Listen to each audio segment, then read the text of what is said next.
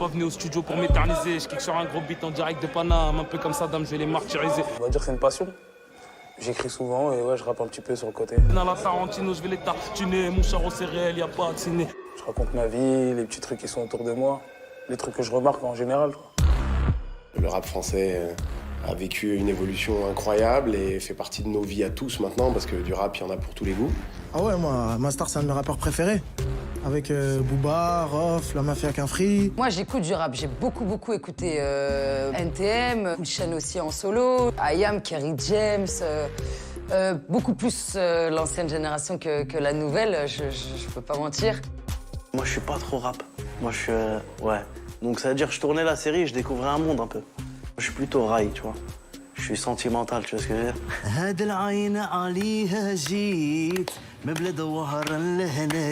Quand ça va pas, je mets un peu de chapralette, ça se relève directement. C'est Bercy 2008, non? Ouais, c'est ça. C'est un morceau d'NTM et c'est un lyrics de Cool Chain qui dit on nous censure parce que notre culture est trop basanée, représente pas assez la France du passé. Tant qu'on rappait dans les MJC, ça allait, mais aujourd'hui, le phénomène a grandi, Dieu merci, et puis nique sa merci, on passe pas dans leur radio. L'essentiel, c'était de sortir de la cave et les gens le savent. Eh les gars, y a Apache qui organise un concert sauvage gratuit là, dans une heure, voilà. Mais non, c'est où? Au moment où j'écoutais du rap, effectivement, on rappait ça. Les mecs rappaient le fait qu'on n'était pas invités dans les émissions de télé, que ça passait pas en radio.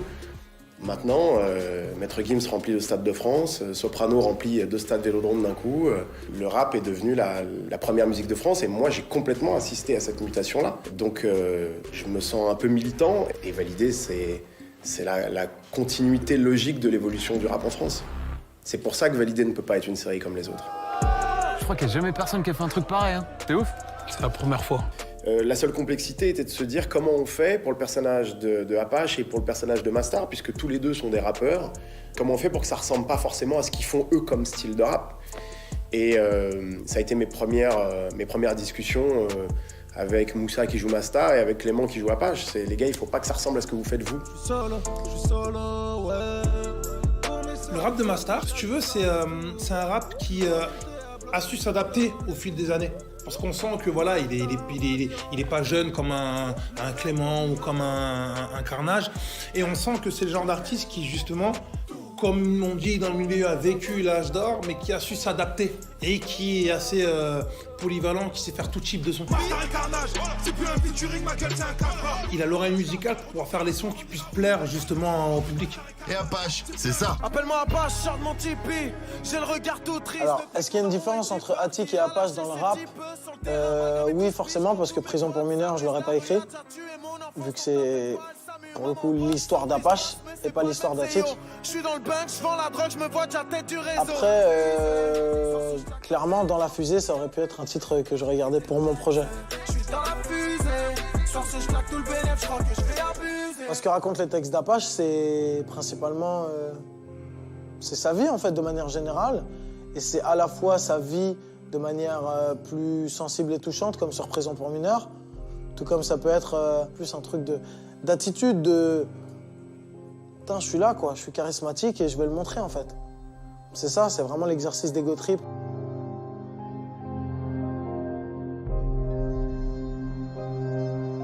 Donc, mets-toi en mode opéra. 3 jaunes pour le regard Clément. Hein. Oui. La scène qu'on va tourner aujourd'hui, c'est la scène où j'arrive dans un studio de fou malade avec mon rappeur préféré et je vis un rêve éveillé. Et aujourd'hui, d'avoir des plans où je rappe et tout, ça va être vraiment bien, je pense. Ah, ok. J'arrive dans le game comme un braqueur de queban. Posa. Pour moi, si je dois donner une définition du rap d'Apache, je dirais que c'est un rap qui est moderne, mais empreint de tout un bagage culturel rap classique, plus old school, qui lui permet d'être à la fois pertinent pour les anciens, mais d'avoir l'énergie et la fraîcheur des gens de son âge. Est-ce que tu veux que je te fasse un truc de boxeur, quoi, un truc de mec qui est là, comme ça? Tu vois? Même si je vais rentrer pour un morceau qui est très sensible, touchant et tout, ça reste la bagarre, la recherche de la performance.